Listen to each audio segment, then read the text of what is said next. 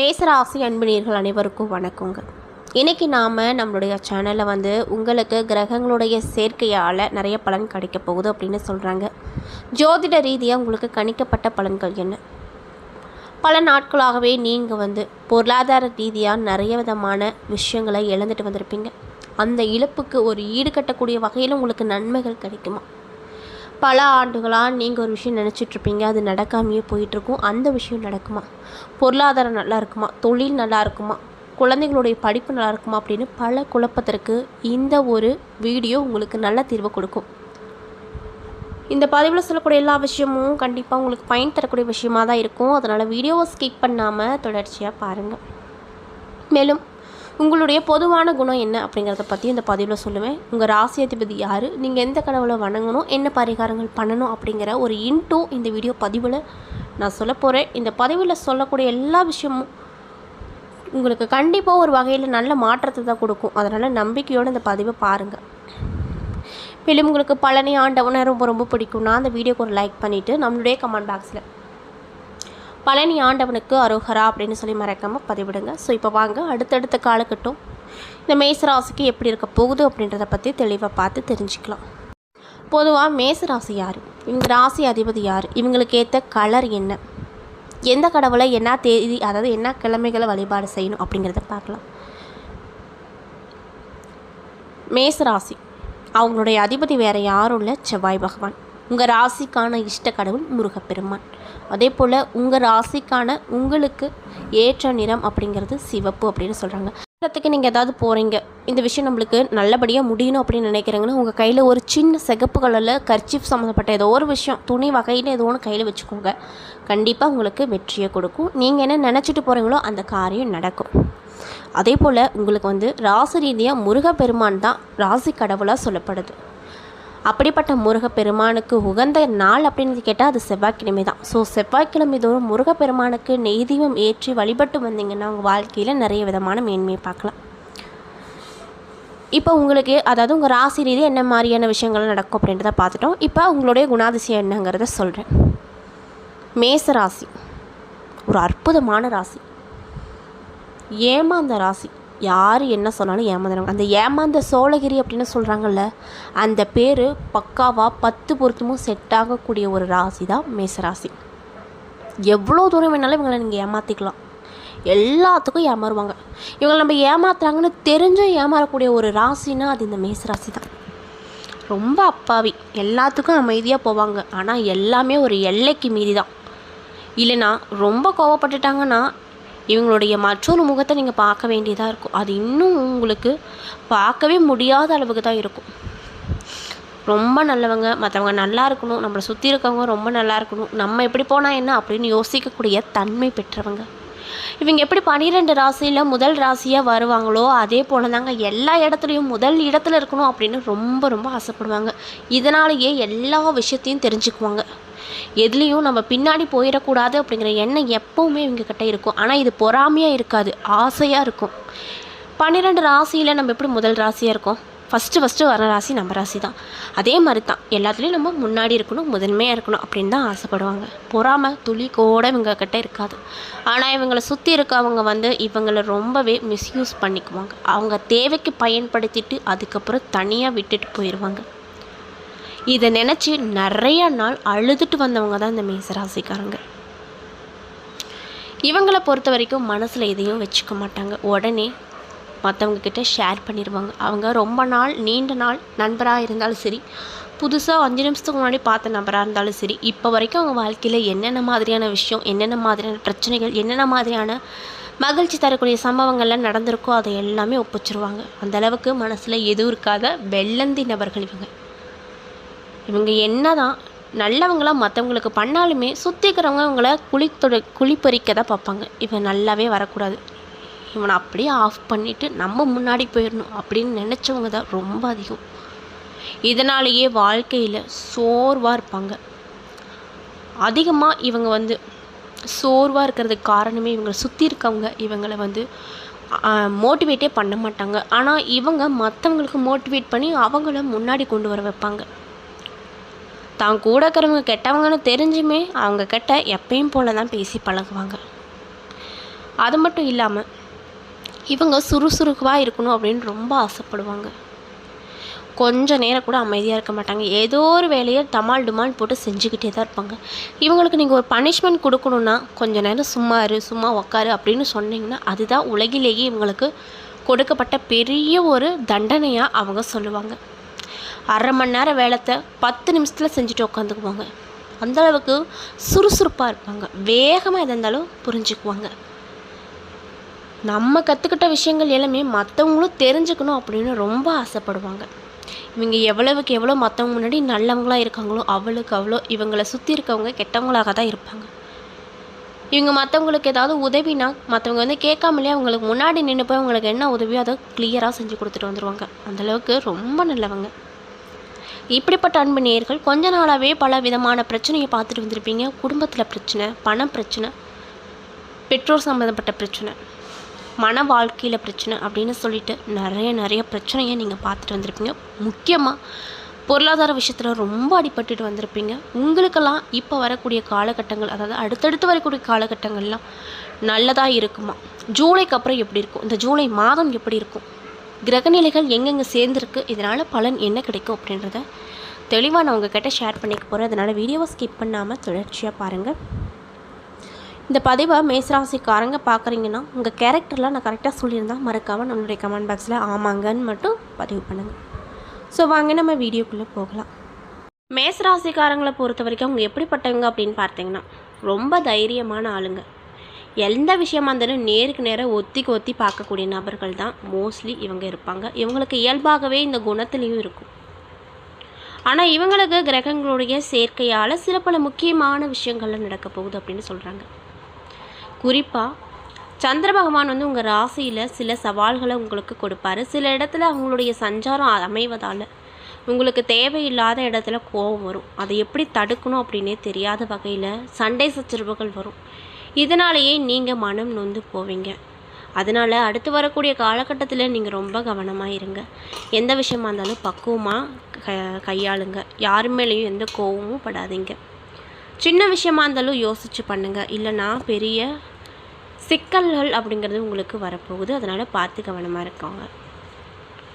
அது மட்டும் இல்லாமல் இது உங்களுக்கு ஒரு சாதாரண எச்சரிக்கை அப்படின்னு சொல்ல முடியாது. ஏன்னா பல வகையான பிரச்சனையில் நீங்களாக போய் மாட்டிக்கிற அளவுக்கு ஒரு அமைப்பு அமைஞ்சிருப்பதால் ரொம்ப கவனமாக இருக்க வேண்டிய ஒரு விஷயமாக உங்களுக்கு இந்த காலகட்டம் அப்படிங்கிறது உங்களுக்கு அமைஞ்சிருக்கு. உயிருக்கே கூட சில நேரத்தில் ஆபத்து வரக்கூடும். அப்படிங்கிறதுனால ரொம்ப கவனமாக இருங்க.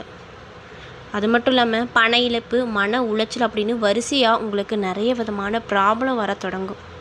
இதெல்லாம் எதனாலன்னு பார்த்தீங்கன்னா சஞ்சாரத்தோட காரணம். சந்திர பகவான் வந்து உங்கள் ராசியில் இந்த காலகட்டத்தில் சஞ்சரிப்பதால் இந்த மாதிரி விஷயம்லாம் நடக்கும். இப்போ நீங்கள் யாரை நம்பணும் அப்படிங்கிற கேள்வி உங்களுக்கு வந்திருக்கும். என்னப்பா பல பிரச்சனை வந்து இந்த காலகட்டத்தில் வருங்கிற, உயிர் சம்மந்தப்பட்ட விஷயமும் வரும், அதுலேயும் ஆபத்து இருக்குது அப்படிங்கிற, பண இழப்பு வருங்கிற, மன உளைச்சல் வருங்கிற, இதெல்லாம் வருது. இதெல்லாம் வராமல் இருக்க நான் என்ன தான் பண்ணுறது அப்படின்னு நீங்கள் கேட்கலாம். அதுக்கு முழுசாக நீங்கள் என்ன பண்ணணுன்னா இந்த காலகட்டத்தில் கண்டிப்பாக உங்களுக்கு வந்து உதவி செய்யக்கூடிய ஒரே நபர் இறைவன் தான். இறைவனை மட்டும் முழுசாக நம்புங்க. கண்டிப்பாக அவர் உங்களுக்கு நல்லதே கொடுப்பாரு. இறைவனை நீங்கள் வழிபட ஆரம்பிச்சிட்டிங்கன்னா உங்களுக்கு அமைதி அப்படிங்கிறது தானாகவே வந்துடும். அமைதியாக உங்கள் வேலையை மட்டும் நீங்கள் பார்த்தீங்கன்னா கண்டிப்பாக இந்த மாதிரியான பிரச்சனைகள்லாம் உங்களுக்கு வரவே வராது. சில பேர் என்ன நினைப்பாங்க அப்படின்னு பார்த்தீங்கன்னா இவன் ரொம்ப உஷாராக இருக்கான், இவனை ஏமாற்றவே முடியாது, எந்த மாதிரி இவனை ஏமாத்துறது, எப்படி இவனை கீழே இறக்குறது அப்படின்னே தான் உங்கள் கூடையே சுற்றிக்கிட்டு உங்களுக்கு கெட்டது நடக்க ரொம்ப வெயிட் பண்ணிகிட்ருப்பாங்க. அவங்களையெல்லாம் நீங்கள் இந்த காலகட்டத்தில் உங்கள் கண்ணு முன்னாடியே பார்ப்பீங்க. இவ்வளோ நாளாக நம்ம கூடயே இருந்துட்டு நமக்கே குழி பறிக்கிறானா, அது இவன் தானா, இவனுக்கு நம்ம எவ்வளோ விஷயம் பண்ணியிருப்போம், ஆனால் இப்போ பார்த்தா நம்ம நல்லா இருக்கவே கூடாது அப்படின்னு முதலாக நினைக்கிற ஆள் இவனாக தான் இருப்பான் அப்படின்னு மனசஞ்சலம் உண்டாகக்கூடிய வகையில் ஒரு நபரை நீங்கள் கண்டுபிடிப்பீங்க. அது மட்டும் இல்லாமல் உங்களுடைய பயணித்து வந்த நிறைய பேர் வந்து உங்களுக்கு கெட்டவங்களாக தான் இந்த காலகட்டத்தில் தெரிவாங்க. அது எல்லாமே அந்த இறைவன் உங்கள் கண் முன்னாடியே நிறுத்தி வைப்பார். உங்களுக்கு எந்த மாதிரியான பிரச்சனையெல்லாம் ஏற்படுத்தினாங்களோ அந்த விஷயங்கள் எல்லாம் அவங்களுக்கும் நடக்கக்கூடிய ஒரு நல்ல காலகட்டமாகவும் இந்த காலகட்டம் உங்களுக்கு வரும். மட்டும் இல்லாமல் நம்மளுக்கே தெரியாமல் சில நேரத்தில் நம்ம தப்பு செஞ்சுருப்போம். அந்த மாதிரி ஒரு இக்கட்டான ஒரு சூழ்நிலையில் தான் கோச்சார அமைப்பு அமைஞ்சிருக்கு. அது மட்டும் இல்லாமல் முக்கியமாக அடுத்தடுத்து வரக்கூடிய காலகட்டத்தில் நீங்கள் எச்சரிக்கையாக என்ன மாதிரியான விஷயத்தில் நடந்துக்கணும்னு பார்த்தீங்கன்னா, உங்கள் வாயில் இருந்து வரக்கூடிய ஒவ்வொரு வார்த்தைக்கும் ஒவ்வொரு விதமான விஷயங்கள் நடக்கும். அதாவது நீங்கள் ஒரு வார்த்தை சொல்கிறீங்கன்னா அது வந்து உங்களுக்கு நன்மையில் தெரியும், மற்றவங்களுக்கு அது யதார்த்தமாக தெரியாது. நம்மளை குத்தி வச்சு பேசுகிறான், மனசில் ஏதோ வச்சுக்கிட்டு பேசுகிறான் அப்படின்ற ஒரு தாக்கத்தை உங்களுக்கு ஏற்படுத்தக்கூடிய வகையில் தான் உங்களுடைய சொற்களானது இருக்கும். அதனால் இந்த காலகட்டத்தில் கண்டிப்பாக நீங்கள் உங்கள் வார்த்தைகளில் கவனம் செலுத்த வேண்டும் அப்படின்னு சொல்கிறாங்க. மேலும் உங்களுடைய குடும்பத்தில் இதுவரைக்கும் சந்தோஷம் நிகழ்ந்திருக்கும். சில பல நாட்களுக்கு அப்புறம் பெரிய கலவரத்தையே நீங்கள் உங்கள் குடும்பத்தில் பார்க்க போகிறீங்க. அது மட்டும் இல்லாமல் உங்களுடைய நெருங்கிய நண்பர்களே உங்களுக்கு இந்த காலகட்டத்தில் ஒரு பெரிய எதிரியாக தெரிவாங்க. இதெல்லாம் கொஞ்ச நாளைக்கு மட்டும்தான், அதனால் பயந்துக்காதீங்க. அந்த கடவுளை நம்புங்க. அந்த கடவுள் கண்டிப்பாக உங்களுக்கு வழிகாட்டுவாங்க. உங்களுக்கு ஏதாவது கெட்ட விஷயம் நடக்கிறதா கூட அது நல்ல விஷயமாக மாற்றி கொடுப்பாங்க. மேலும் உங்களுக்கு இந்த காலகட்டம் சொந்த பந்தங்களுக்குள்ள தேவையில்லாத விரிசலை உண்டாக்கும். இதையெல்லாம் தாண்டி நீங்கள் வரணும் அப்படின்னா கண்டிப்பாக இறைவனுடைய அருள் கண்டிப்பாக கிடைக்கணும். அந்த இறைவனை வணங்கிட்டு வாங்க. அது மட்டும் இல்லாமல் இந்த காலகட்டத்தில் நீங்கள் ரொம்ப தெளிவாக இருப்பீங்க, ஆழமாக யோசிப்பீங்க. எந்தெந்த பிரச்சனை நம்மளுக்கு வரப்போதோ அதுலேருந்து எப்படி மீளறது அப்படிங்கிற ஒரு ஞானோதயம் உங்களுக்கு வரும். அதை கப்புன்னு பிடிச்சிக்கிட்டிங்கனாவே கண்டிப்பாக உங்களுக்கு எப்படியாப்பட்ட பிரச்சனை வந்தாலுமே ஈஸியாக வெளியே வந்துடலாம். அது மட்டும் இல்லாமல் இந்த காலகட்டத்தில் உங்கள் ராசி அதிபதி அப்படின்னு சொல்கிறாங்கல்ல, அந்த செவ்வாய் பகவான் அவருடைய நிலை அப்படிங்கிறது கொஞ்சம் பலவீனமாக இருக்கிறதுனால இந்த காலகட்டத்தில் நீங்கள் ஏதோ ஒரு பிரச்சனை யாருக்கும் நடக்குது, அவங்களுக்கு நீங்கள் நியாயம் கேட்டு போகிறீங்க அப்படின்னா அந்த இடத்துல உங்களுக்கு அதுவும் மிகப்பெரிய அவமானம் நடக்கும். யாருக்கு சப்போர்ட் பண்ணிவிட்டு நீங்கள் சண்டைக்கு போகிறீங்களோ அவங்க கண்டிப்பாக உங்களுக்கு அகெயின்ஸ்டாக அந்த இடத்துல பேச போகிறாங்க. அதனால் யாருக்கு எந்த பிரச்சனை வந்தாலும் இப்போதைக்கு எந்த ஒரு விஷயத்துக்கும் உதவி செய்ய வேண்டாம் அப்படின்னு சொல்கிறாங்க. இதில் எதனாலனா உங்கள் ராசி அதிபதியோட பலவீனத்தால் தான் உங்களுக்கு எந்தெந்த மாதிரியான பிரச்சனைகள்லாம் வரும் அப்படின்னு சொல்லப்படுது. குறிப்பாக சொல்ல போனோன்னா ஃபஸ்ட்டு ஒரு விஷயம் உங்களுக்கு கண்டிப்பாக தவிர்த்துக்கணும் அப்படின்னு சொல்லக்கூடிய விஷயம் என்னென்னு பார்த்தீங்கன்னா, மற்றவங்களோட பிரச்சனைக்கு பஞ்சாயத்துக்கு போகிறத நீங்கள் முற்றிலும் தவிர்த்துக்கணும். ஏன்னா அதுதான் உங்களுக்கு பெரிய வெள்ளங்கத்தை கொண்டு சேர்க்கும். அதனால் இப்போதைக்கு மற்றவங்க பிரச்சனையில் நீங்கள் தலையிடாமல் இருப்பது தான் உங்களுக்கு நல்லது. இல்லைனா மற்றவங்க பிரச்சனை உங்களுடைய பிரச்சனையாக மாறிடும். ஆல்ரெடி உங்களுக்கே பல பல பிரச்சனைகள் வரிசையாக வந்துட்டுருக்கிற நிலையில் மற்றவங்களோட பிரச்சனையும் நீங்கள் எடுத்துக்காதீங்க. அதனால் பார்த்து கவனமாக இருங்க. மேலும் மற்றவங்களுக்கு ஏதாவது ஒரு அட்வைஸ் பண்ணுறீங்கன்னா கண்டிப்பாக இந்த காலகட்டத்தில் அது தப்பாக தான் அவங்கக்கிட்ட போய் சேரும். முடிஞ்ச அளவுக்கு மற்றவங்களுக்கு அட்வைஸ் பண்ணுறதை விட்டுருங்க. மற்றவங்க பிரச்சனை வம்பு தும்புக்கெல்லாம் போகாதீங்க. நீங்கள் பாட்டுக்கு உங்கள் வேலையை பார்த்துட்டு போய்கிட்டே இருங்க. அப்படி இருந்தால் மட்டும்தான் இந்த காலகட்டத்தில் இருந்து உங்களுக்கு நடக்கக்கூடிய ஒவ்வொரு கெட்ட விஷயத்தில் இருந்தும் உங்களால் தப்பிக்க முடியும். பஞ்சாயத்து நடக்கிற இடத்துக்கு போயிட்டிங்கன்னா அந்த நடக்கக்கூடிய விஷயங்கள் எல்லாமே உங்களுக்கு கெட்ட விஷயமாக மாறக்கூடும். அதனால் எங்கேயும் போக வேண்டாம். நீங்கள் இதனால் பலவிதமான பிரச்சனை சிக்கிக்கிட்டிங்கன்னா வருத்தப்பட வேண்டிய ஒரு சூழ்நிலையானது இந்த காலகட்டத்தில் உங்களுக்கு கிடைக்கும். ரொம்ப இலகிய மனசுக்காரங்க இவங்க. அது மட்டும் இல்லாமல் மற்றவங்க ஏதாவது கஷ்டத்தில் இருக்காங்க, அழுதுட்ருக்காங்க அப்படின்னா உடனே ஓடி போய் உதவி செஞ்சுட்டு வருவீங்க.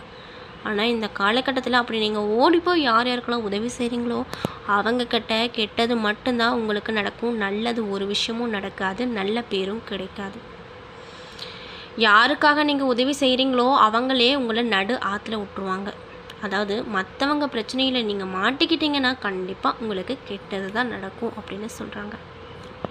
உங்களுக்கு ரொம்ப நாளாக பழக்கத்தில் இருக்கவங்க அவங்க ஒரு இடத்துல பணத்தை போடுங்க, அடுத்த மாதத்தில் ரெட்டிப்பாக எடுத்துக்கலாம், கண்டிப்பாக கிடைக்கும், என்னை நம்புங்க அப்படின்னு ஆசையான வார்த்தைகள்லாம் சொல்லுவாங்க. அதை நம்பி நீங்களும் புதிய முதலீடு இப்போதைக்கு போடாதீங்க. ஏன்னா பணம் விஷயத்தில் ரொம்ப அடிப்படுவீங்க. முக்கியமாக இந்த காலகட்டத்தில் உங்களுக்கு வார்த்தைகளையும் பிரச்சனை வரும். மற்றவங்களுக்கு உதவி செய்வதன் மூலமாகவும் பிரச்சனை வரும். முதலீடு, அதாவது முக்கியமாக புதிய முதலீடு ஏதாவது பண்ணுறீங்கன்னா அதில் தான் பல பிரச்சனைகள் வரும். இந்த விஷயத்தெல்லாம் தவிர்த்துக்கிட்டிங்கன்னா கண்டிப்பாக இந்த ஜூலை மாதத்தில் நல்ல நல்ல திருப்ப முனைகளை நீங்கள் கண்டிப்பாக பார்க்க முடியும். உங்கள் ஒட்டுமொத்த சேமிப்பும் ஒரே நாளில் கரைஞ்சிரும். அப்புறம் கண்ணீர் மட்டும்தான் உங்களுக்கு கிடைக்கும். ஆல்ரெடி பொருளாதார ரீதியாக நீங்கள் போன மாதத்தில் பலவிதமான சிக்கலை பார்த்துருப்பீங்க. கையில் எவ்வளோ காசு இருந்தாலும் தங்கியிருக்காது. ஏதோ ஒரு வகையில் சுப செலவுகளும் வந்திருக்கும், அசுப செலவுகளும் வந்திருக்கும். அதையெல்லாம் தாண்டி அதுக்கப்புறமாவது காலகட்டம் நம்மளுக்கு நன்மையை தருமா அப்படின்னு ரொம்ப ஏக்கத்தோடு நீங்கள் இருந்துகிட்ருக்கீங்க. இந்த ஏக்கத்தை தீர்க்கணும் அப்படின்னா கண்டிப்பாக இப்போதைக்கு எந்த ஒரு முதலீடும் பண்ணாதீங்க. உங்கள் கையில் எந்த அமௌண்ட் இருக்குதோ அதை வச்சு சிக்கனமாக நீங்கள் செலவு செஞ்சிங்கன்னாவே உங்களுக்கு எந்த ஒரு பிரச்சனையும் வராது அப்படின்னு சொல்கிறாங்க. அது மட்டும் இல்லாமல் உங்களுக்கு இந்த காலகட்டத்தில் உங்களுடைய புத்திசாலித்தனம் வெளியில் தென்படும், தெளிவு கிடைக்கும். யார் நல்லவங்க யார் கெட்டவங்க அப்படிங்கிறத புரிஞ்சுக்குவீங்க. இந்த காலகட்டத்தில் உங்கள் கூட இருக்கவங்களே நல்லவங்களா கெட்டவங்களா, நம்மளுக்கு நன்மை நினைக்கிறாங்களா தீமை நினைக்கிறாங்களா அப்படிங்கிறத ஈஸியாக கண்டுபிடிக்கக்கூடிய ஒரு ஆற்றல் உங்களுக்கு உங்கள் ராசி அதிபதி இந்த காலகட்டத்தில் கொடுக்க போகிறாங்க. அது மட்டும் இல்லாமல் கிரகங்களுடைய சஞ்சாரத்தால் உங்களுக்கு ரொம்ப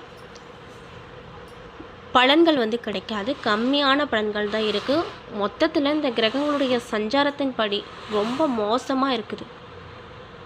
எல்லாத்துலேயுமே நீங்கள் கவனமாக இருக்கணும். இன்னும் சொல்லப்போனால் நீங்கள் இப்போ அமைதியாக இருந்துட்டு உங்கள் வேலையை பார்த்துட்டு மற்றவங்க பிரச்சனையில் நுழையில்லாமல் இருப்பது நல்லதுங்க. யார் என்ன சொன்னாலும் ஆமாம் சரி ஓகே அப்படின்ட்டு இருந்துக்கோங்க. எதிர்த்து யாருக்கிட்டையும் பேசாதீங்க. மற்றவங்கள பற்றி எந்த குறையும் இன்னொருத்தங்க கிட்ட சொல்லாதீங்க. பணி செய்கிற இடத்துல உங்களுக்கு என்ன வேலை சொல்லியிருக்காங்களோ அதை மட்டும் பண்ணுங்கள். மற்றவங்களுடைய வேலைகளை சேர்த்து பண்ணாதீங்க.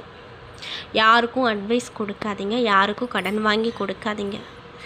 இந்த மாதிரி விஷயத்துலலாம் கவனமாக இருந்தீங்களாவே உங்களுக்கு எப்படியாப்பட்ட பிரச்சனையாக இருந்தாலும் காற்று போல் கரைஞ்சிரும். முக்கியமாக முருகப்பெருமான செவ்வாய்க்கிழமை நாட்களில் வழிபட்டு வாங்க, கண்டிப்பாக நல்லதே நடக்கும். குறிப்பாக நீங்கள் இந்த காலகட்டத்தில் வீட்டை விட்டு வெளியே போகிறத முற்றிலும் தவிர்த்துக்கணும் அப்படின்னு சொல்கிறாங்க. முடிஞ்ச வரைக்கும் உங்களுடைய வீட்டிலே இருக்க பாருங்கள். வேலைக்கு செல்லக்கூடிய நபராக இருந்தால் உங்களுக்கு குறிப்பிட்ட நேரத்தில் வேலைக்கு போயிட்டு உடனே வீட்டுக்கு வந்துடுங்க. வெளி இடத்துல எங்கேயுமே நேரத்தை செலவிட வேண்டாம். உங்கள் குடும்பத்தில் நேரத்தை செலவிடுங்க. கண்டிப்பாக உங்களுக்கு எந்த ஒரு பிரச்சனையும் அவ்வளோக்கு உங்களை தாக்காது அப்படின்னு சொல்கிறாங்க. நமக்கு ரொம்ப கெட்ட நாளாக இருக்க போகிறனால நீங்கள் இந்த காலகட்டத்தில் என்னடா இப்படி கணிப்பு சொல்கிறாங்களே, அடுத்தடுத்து வரக்கூடிய காலகட்டம் இப்படி இருக்குன்னு சொல்கிறாங்களே அப்படி சொல்லி பயந்துட்டுலாம் இருக்க வேண்டாம். எப்பவும் போல் இருங்க. ஆனால் சின்ன சின்ன சேஞ்சஸ் மட்டும் பண்ணிக்கோங்க. மற்றவங்ககிட்ட பேசுகிறது, புதிய முதலீடு செய்கிறது, தேவையில்லாத அட்வைஸ் கொடுக்கறது, இந்த மாதிரி விஷயத்த மட்டும் குறைச்சிக்கிட்டிங்கன்னா கண்டிப்பாக உங்களுக்கு நல்லது கிடைக்கும். ஏன்னா நண்பர்களே, இந்த பதிவுகளில் மேஷ ராசியின் அன்பு நேர்கள் அனைவருக்கும் அடுத்தடுத்து வரக்கூடிய காலகட்டம் எப்படி இருக்கும், என்ன மாதிரியான மாற்றத்தை தரும், என்ன விஷயத்தில் கவனமாக இருக்கணும் அப்படிங்கிறத பற்றி தெளிவாகவும் விரிவாகவும் நான் அந்த பதிவில் ஷேர் பண்ணியிருப்பேன். இந்த பதிவில் சொல்லியிருக்கக்கூடிய எல்லா விஷயமும் கண்டிப்பாக உங்களுக்கு பயன் தரக்கூடிய விஷயமாக தான் இருந்திருக்கும். ஸோ வீடியோ பிடிச்சிருந்தால் லைக் பண்ணுங்கள், ஷேர் பண்ணுங்கள், மறக்காமல் நம்ம சேனலை சப்ஸ்கிரைப் பண்ணிவிட்டு பாருங்கள். நன்றி.